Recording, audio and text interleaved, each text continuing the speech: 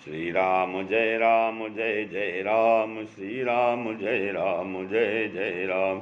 नारायण परारंभां शंकराचार्य मध्यमां सदाचार्य पर्यन्तां वन्दे गुरु परंपरां।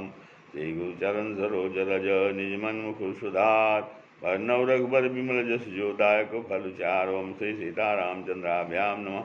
ओम उमा महेश्वराभ्यां नमः। ओम श्री एकादशी दक्षिणेश्वरधाम दरगाह नमः। सत्संग के क्रम में आज जो है नारद भक्ति सूत्र के तृतीय अनुवाक में 15वां सूत्र है।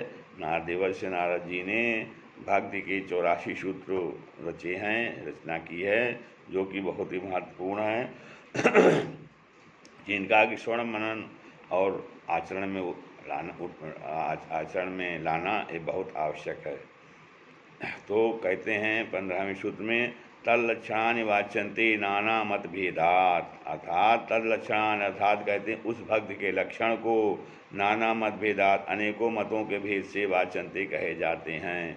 तो जो भक्त के लक्षण हैं उनके अनेकों मत से भेद कहे जाते हैं।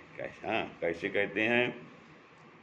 कहते हैं कि भक्त में वास्तव में कोई भेद न होने पर भी भिन्न भिन्न ऋषियों के संप्रदायानुसार साधनगत भेद से भक्त के भिन्न भिन्न लक्षण कहेंगे। कहते हैं कि भक्त के वास्तव में कोई भेद नहीं है, लेकिन ये कि जो भिन्न भिन्न ऋषि हुई हैं उन्होंने अपने साधन के अनुसार जो भक्ति के लक्षण बताए हैं। अब जिस ढंग से उन्होंने साधन करके भक्त को प्राप्त किया है तो वो अपना एक संप्रदाय बना उनका हो गया है, और वही साधन के अनुसार उनका संप्रदाय है, और जिससे उनके लक्षण भिन्न भिन्न हैं, लेकिन उनका लक्ष्य जो है एक है, भगवत प्राप्ति, परमात्म प्राप्ति।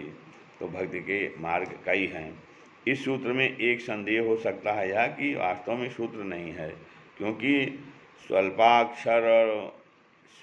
स्वल्पाक्षर मसंदिग्धम सूत्रम, जैसे जिसमें वर्णनीय विषय संक्षेप से अथवा निसंदेह भाव से कहा हो उसको ही सूत्र कहते हैं।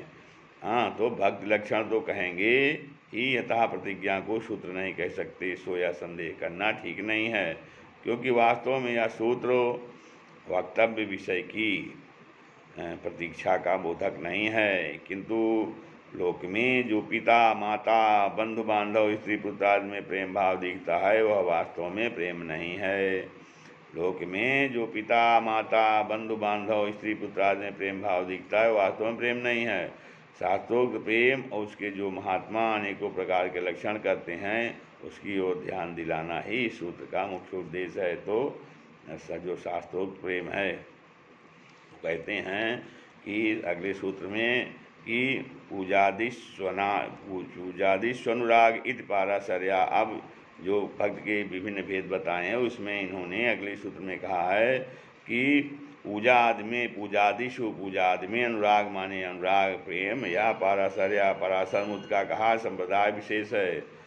तो कहते हैं जिस वृत्ति का उदय होने पर भगवान की पूजा आदि में अनुराग उत्पन्न हो वह वृत्ति विशेष ही भक्ति का स्वरूप है।